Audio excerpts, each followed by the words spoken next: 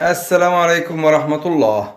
موعد مباراة الأهلي ضد سان داونز في دوري أبطال أفريقيا والقناة الناقلة، والتشكيل وأهم الأخبار. وتسلل للمرة الثانية، هدف مرة ثانية جراديشار. وقبل أن نبدأ لا تنسوا الصلاة والصلاة والسلام على خير الأنام، اللهم صل وسلم وبارك عليك يا سيدي يا رسول الله. يلا نبدأ التفاصيل. يواصل اليوم الأربعاء فريق الكرة بالنادي الأهلي التحضير لمباراته أمام سان داونز بعد غد الجمعة في إياب نصف نهائي دوري أبطال إفريقيا من أجل حسم بطاقة الصعود إلى نهائي البطولة القارية. وتعادل الأهلي سلبيا في مباراة الذهاب ويحتاج للفوز بأي نتيجة لضمان الصعود إلى المباراة النهائية، حيث يعكف مارسيل كولر المدير الفني على وضع برنامج تجهيز الفريق الأحمر لموقعة الإياب مع جهازه المعاون من أجل تجهيز لاعبيه على أعلى مستوى. ويتطلع الأهلي بقيادة مارسيل كولر للتتويج باللقب الثالث على التوالي من بطولة دوري أبطال إفريقيا، وذلك بعدما توج بآخر نسختين 2022 2023 و23 و24. موعد مباراة الأهلي وصن داونز في دوري أبطال إفريقيا. مباراة الأهلي وصن داونز بطل جنوب أفريقيا تقام في 7 مساء الجمعة المقبل باستاد القاهرة الدولي في إياب نصف نهائي دوري أبطال إفريقيا، والمعدة في القاهرة. أما في السعودية فتقام الساعة 8 مساء في السعودية. أما عن المغرب وتونس والجزائر فستقام الساعة 6 مساء. الفائز من مواجهتي الأهلي وصن داونز سيكون على موعد مع الفائز من لقاء بيراميدز وأورلاندو بايرتس الجنوب أفريقي في نهائي دوري أبطال إفريقيا. ووصل الأهلي إلى نهائي دوري أبطال إفريقيا في آخر 4 مواسم متتالية، حيث فاز في 2020 على الزمالك، و2021 على كايرز تشيفز الجنوب إفريقي، ثم خسر 2022 أمام الوداد المغربي قبل أن يفوز بنسخة 2023 أمام الوداد أيضا. طاقم تحكيم مباراة الأهلي وصن داونز في دوري الأبطال.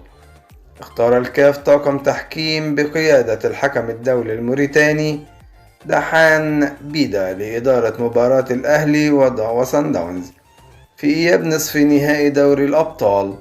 وسيعاون بيدا كل من الإيفواري أدوا هيرمان ديزيا والتجولي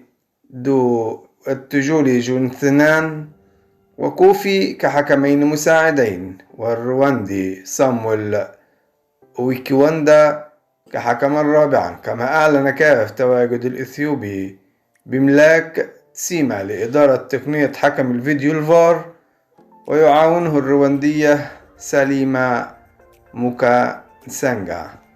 أما عن القنوات الناقلة لمباراة الأهلي وصن داونز في دوري أبطال أفريقيا، تنقل مباراة الأهلي ضد سان داونز على قنوات بي إن سبورتس باعتبارها صاحبة حقوق نقل البطولة القارية.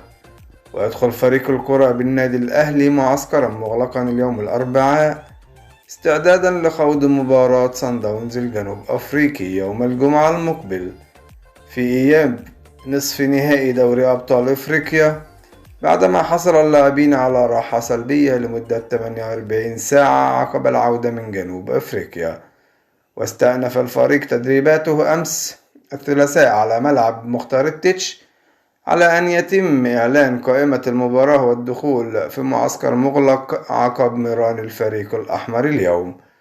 ويقف مارسيل كولر المدير الفني للأهلي على وضع خطة الفريق الأحمر لموقعه الإياب مع جهازه المعاون من أجل تجهيز لاعبيه على أعلى مستوى، حيث يحدد البرنامج البدني والتدريبات الخططية التي سيؤديها اللاعبين خلال الأيام التي تسبق موقعة الجمعة الحاسمة في مشوار الفريق الأحمر نحو الصعود إلى نهائي دوري أبطال إفريقيا، بحيث باحثا عن التتويج بالنجمة 13 في تاريخ القلعة الحمراء.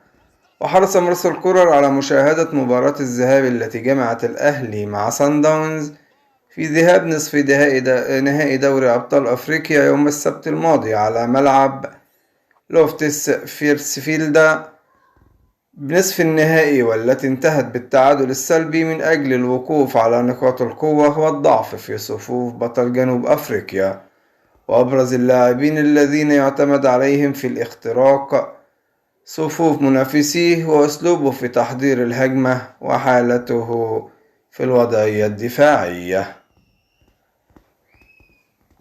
الأهلي صن داونز جنوب أفريقي دوري أبطال أفريقيا. أخبار الأهلي اليوم بطولة أفريقيا. الأهلي. أراكم في الفيديو القادم إن شاء الله، والسلام عليكم.